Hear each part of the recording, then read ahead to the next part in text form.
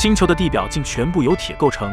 空气中到处弥漫着刺鼻的金属气味，在这难以生存的自然条件下，竟然演化出了一种以钢铁为食的啄钢鸟。生活在这里的居民也只能整天和钢铁打交道。整个银河系的损坏飞船都会被运往这里进行拆除回收，星球相当于一个废品回收站，以至于银河帝国都懒得管理。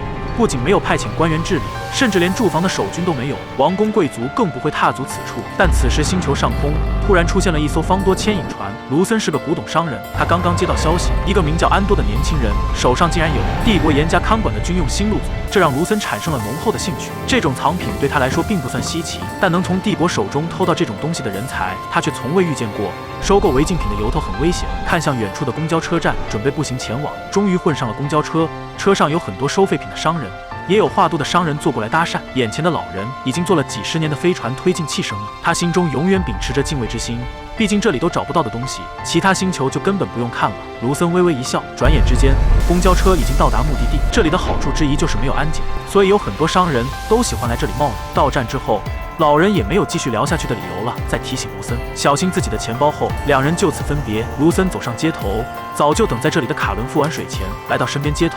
事发突然，他来不及通知，因为一些状况，安多已经成为了帝国的通缉犯。这次见面将变得异常危险，但人才难得，卢森不打算放弃这次机会，他将按照约定前往东区9号楼碰面。星球领空出现一艘舰船，3艘运兵船脱离舰体已经出发，这些帝国企业兵奉命前来缉拿犯罪分子。运兵船来到停泊点，大门打开后，小队长询问其他点位的情况，工人们发现蓝衣服出现，马上进入了警戒状态。这些家伙一来，准没好事。安多正在9号楼等待着神秘买家，企业兵已经找到了他的家门口，还将家里翻了个底朝天。母亲不会出卖儿子，只是待在一旁一言不发。有人发现家中还有其他成员，原来是一台 B2 机器人，威胁拔掉电源让他透露位置。马尔瓦知道他们不敢，星球并不属于企业兵的辖区。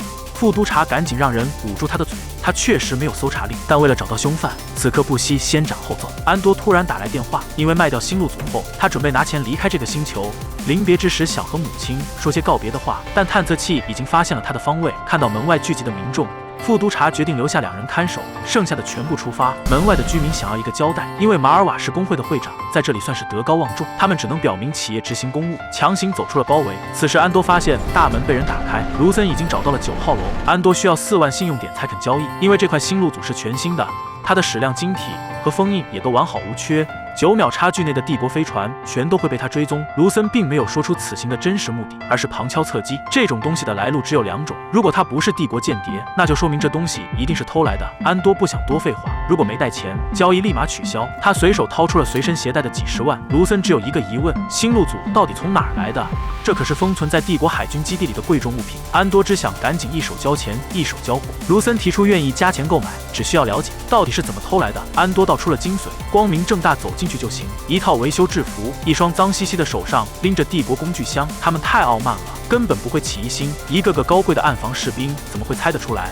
他这种不起眼的小角色，竟然敢大摇大摆进入海军基地偷东西，甚至往食堂的食物里吐口水。卢森没有怀疑这些话的真实性，多年的从商经验让他很清楚，帝国到底有多么傲慢无礼。他早就对这样的帝国恨之入骨，但这样的日子很快就会结束了。卢森正在暗中游说几股义军势力，希望一盘散沙的义军可以凝聚在一起，到时给予帝国致命一击。但现在启动资金出了问题，他并没有对安多道出实情，只是想利用这个不起眼但是又心思缜密的小偷收入自己的囊中，去执行偷窃帝国工资的计划。他用安多父亲的遭遇激怒他，让其将心中的仇恨再次捡起来，并希望安多能和自己一起走。因为那2名企业员工被杀的事已经传开，有人已经查到了安多的身上。像他这样的人才，如果再被抓进监狱，就太可惜了。安多想知道他到底是谁，为什么知道自己的身世，但现在不是聊这些的时候。几名企业兵已经在围捕的路上，看到这阵势，大家赶紧各自通知，纷纷敲打起门前准备好的铁器。听到声音后，大家都陆续在家门口传递信号，声音一直传到了9号楼。安多知道大事不好，因为这声音代表镇上的居民进入了警戒状态。卢森的警报器突然响起，范围内竟然有通讯设备，赶紧让安多拿出来，这东西会被帝国的设备轻松定位，一脚将它踩坏。门外突然传来声响，一个搜捕小队已经赶到门口，但奇怪的是，对方迟迟没有进攻，很有可能是在等援军。卢森知道安多这种人一定留有后路，原来旁边的排水沟正好通往厂区之外，掏出怀里的引爆器，他在进来之前就已经在门外安放了炸药。随着引爆指令下达，钢铁大门连同士兵一起被摧毁，剧烈的冲击波让修理厂的零件摇摇欲坠。一名幸存的企业兵走了进来，但不多时又自己晕倒了过过去，两人赶紧撤退。安多却想拿回新路总，途中差点被偷偷摸进来的企业兵打中。紧接着双方展开了激烈交火。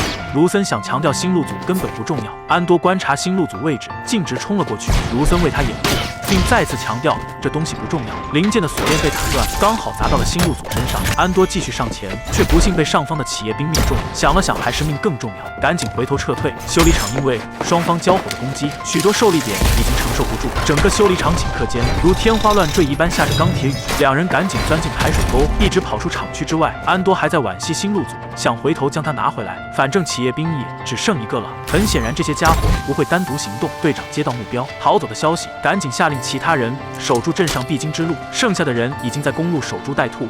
突然，一辆车冲进了视野，众人赶紧开火。在这么多火力的围堵之下，汽车引擎瘫痪，发生爆炸，整个车辆翻到地上，再也无法动弹。企业兵围过来观察驾驶位的状况，两人互相对视一眼，看来这次他们立了大功。突然，背后传来引擎声音，卢森按下引爆器。